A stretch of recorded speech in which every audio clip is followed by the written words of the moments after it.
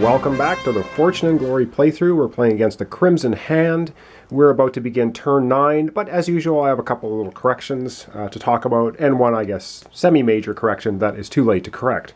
Anyway, the first thing, and I made a bubble note last episode about this particular card, Deadly Trap.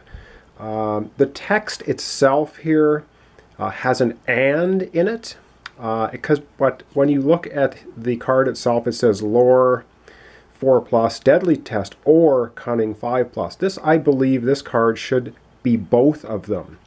And we had Angel pass this without too much difficulty. And even if we needed to do the Lore, the Deadly Test, I did collect this card, which has a play to automatically pass a Lore test even after the dice have been rolled. So I would have played this anyway for Angel, so she would have passed this Deadly Trap no matter what. So that's sort of... Just want to clarify that card because I think that card is printed incorrectly. Now the second thing was, I think it was turn 6, maybe turn 5, could have been turn 7, I can't remember exactly, but I had a Temple collapse with a dice roll of 2 2s. That is not correct. Temples do not collapse unless you roll a 1. I can't fix that now. Anyway, it's a bit too late. The other thing I did, and I put in all kinds of bubble notes last episode, was when Crowley was in the collapsed temple, I rolled 6 dice. You were supposed to roll a d6 and do that many hits, not damage. So I'm going to do that right now. And he takes 2, so he would have negated one of them, but a 1 was all he needed to knock him out. So he was knocked out, I guess correctly, just sort of a retro thing. All right, with all those major and minor corrections made, let's get on to turn 9, which is sure to be the final turn, because the Crimson Hand is on the verge of collecting 2 more artifacts at the end of this turn, unless I can sell the Dagger of the Gods in Berlin and win the game. So let's go ahead and do initiative. And this time Lee is going first with a 6, and Angel is going to go second with a 2. So we'll roll movement.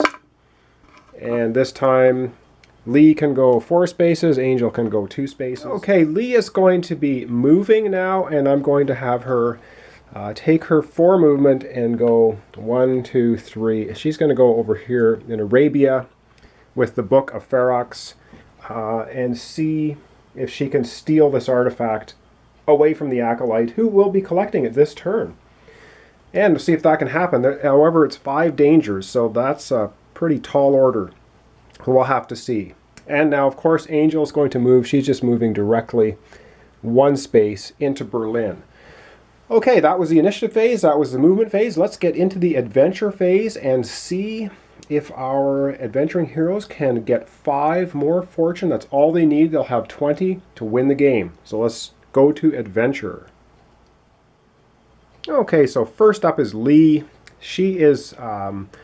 looking for the Book of Ferox. She has to pass 5, count them, 5 dangers to steal the Book of Ferox from that Acolyte who will be collecting at the end of this turn. And her first danger is underwater diving. Now she has to make a cunning check, 5+, and have 2 successes. So her cunning skill is 3. Let's have a look. And okay. Right off the bat, her diving skill, not so great. She gets into trouble. She's in a cliffhanger. She's having a shark attack. And that ends Lee's turn very quickly. All right. Well, that was sort of anticlimactic. So she will not be stealing that artifact from the Acolyte. Okay, now the big question. We're over to Angel. Can she sell that artifact in Berlin for 5 fortune? We don't know, because the first thing she needs to do on her adventure step is have a city adventure. Oh no. I do not believe this. City event treachery. Walking down a dark alley, you are knocked over the head only to wake up in the far east port of Shanghai. Your turn immediately ends. Move to the city of Shanghai and lose D3 fortune. If not drawn at a port city, discard this card. And luckily for us, wow, I thought that was it. We were done.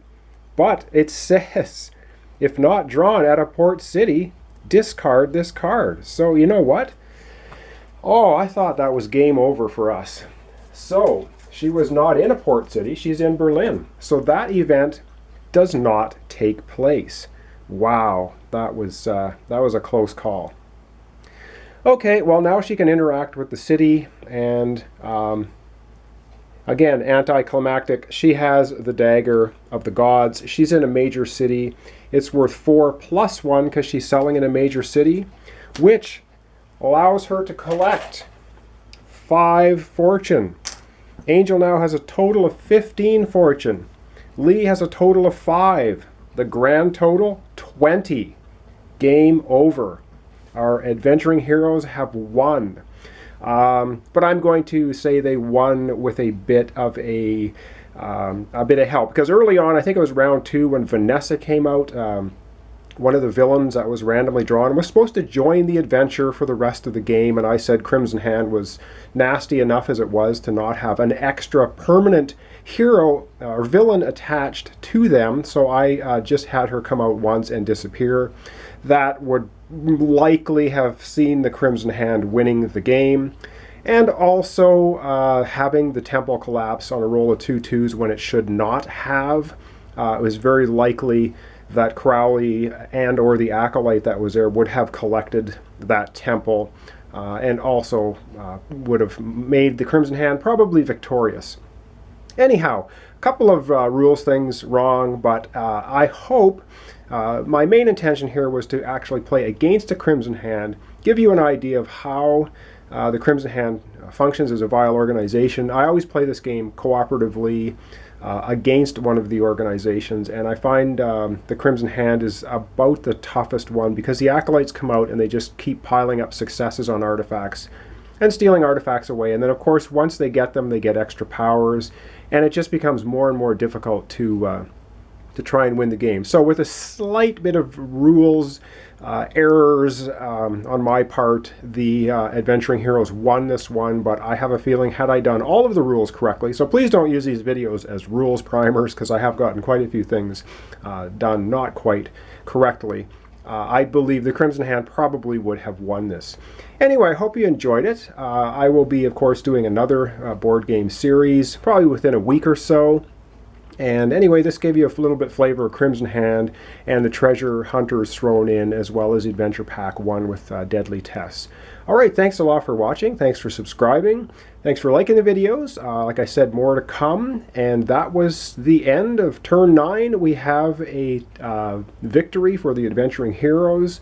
And that was playing against the Crimson Hand. Alright, join me next time for another series. Thanks a lot for watching. And that's it.